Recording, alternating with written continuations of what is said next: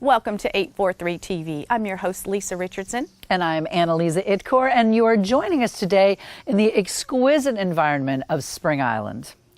Joining us today is our first guest, Mr. Joel Newman. He is the principal architect of Thomas & Denzinger. And then we'll be talking to Will Court of Court Atkins Group.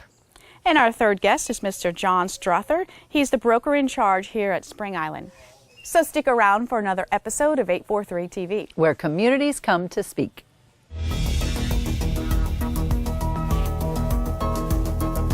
(843 TV), where Bluffton comes to speak, where Spring Island comes to speak, where Hilton Head Island comes to speak, where Beaufort comes to speak.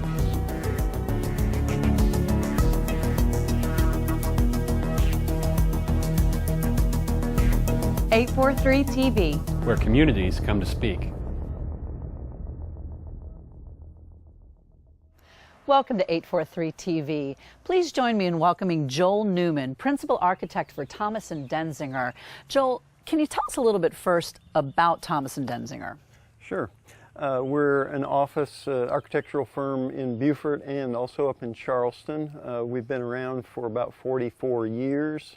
And there's about 4 partners total, and we do work in the low country, mainly in residential communities and kind of the amenity structures, clubhouses and the support structures of these developments. Joel, you've been designing homes here for a while. Now, besides it being absolutely exquisite place to do that, what draws you to this area to design homes? In particular, it's a kind of an unspoiled environment here. There's a beautiful landscape, obviously beautiful opportunities for people to be outside, do a lot of activities on the water and that sort of thing.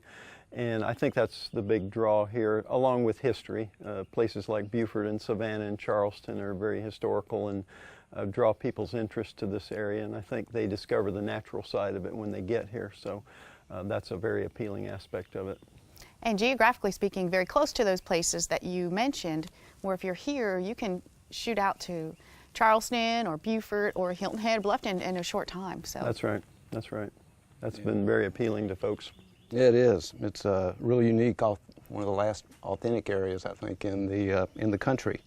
Now, here at Spring Island, every home's different, and I love that about it. Every home starts with the architect, which is basically the dreamer and the person that interprets the site. Can you speak a little bit about what you like about our design guidelines here, how you go about walking onto a site? I mean, how do you come up with, that's a difficult thing to do. Yeah, I think part of our responsibility is the owners come from all over the country quite often, some from the area, but from all over the country. And I think it's a little bit of our responsibility to act as kind of interpreters or curators for what this place is about, what kind of opportunities are here. And when it gets down to the specific piece of property that they purchased, we really want to have a very deep understanding of that place. Something about it appealed to them in the first place to get them to decide to move here and become part of this community. And I think it's really important that we go on a piece of property and really look at every aspect of it. What are the trees? What is the understory like? What are the plant communities? We often see unique animal opportunities here. There are eagle nests on some sites and that sort of thing. Those are all unique to here specifically because of the nature-basedness of Spring Island and the way they take care of things. So it's really important that we have a deep understanding of that really before we start drawing anything. And that's where we start. That coupled with whatever their unique interests are, what they're bringing to the table, what kind of needs they have, those two things married together are what we hope make a really unique solution for that specific person and that specific site.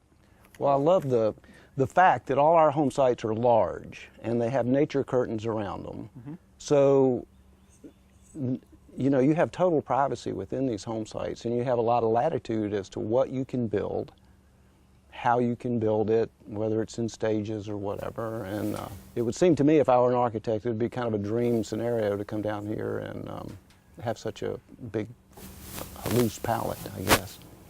it is specific to Spring Island. There are only a few opportunities around where there is not, let's say, a kind of a dogma of what you have to do, and the privacy from site to site does really allow for a lot of creativity. There's some people that are going to specifically want a kind of a low country type of architecture, and then there's some people that are going to want to explore a little further and think about maybe the connection more specifically to here, and maybe more contemporary in that respect. So I think that latitude about Spring Island specifically is something that's very appealing, because it really allows everybody to essentially express themselves the way they want, and that's positive. Well, and that privacy element that you're talking about, when I was driving out here, I was so impressed with, you don't feel like you're driving into a neighborhood. You feel like you're driving into an environment that happens to have some homes there. That's right. And it was really amazing. I would love it, and I'm sure these people would as well, because it's so difficult to capture the feeling out here in this little box we're sitting in.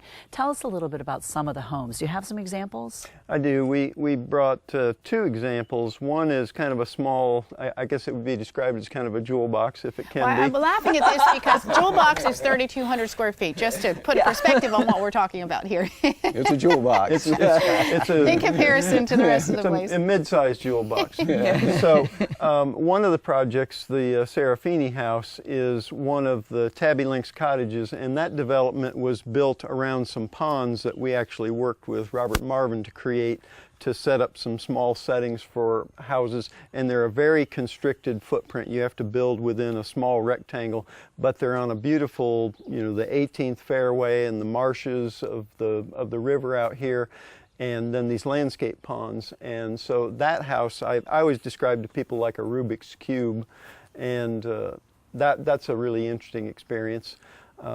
The other house that we put up was the Chaffin's River Camp. The Chaffins were, part and parcel of creating this place, and they had held back a large kind of piece of property, and they have more of a sprawling kind of house that's kind of like a compound, like a nature compound, but everything that was there to begin with is still there. So it was built like in a park, essentially. We're going to take a quick break, so stay right here. We'll be back with more 843 TV.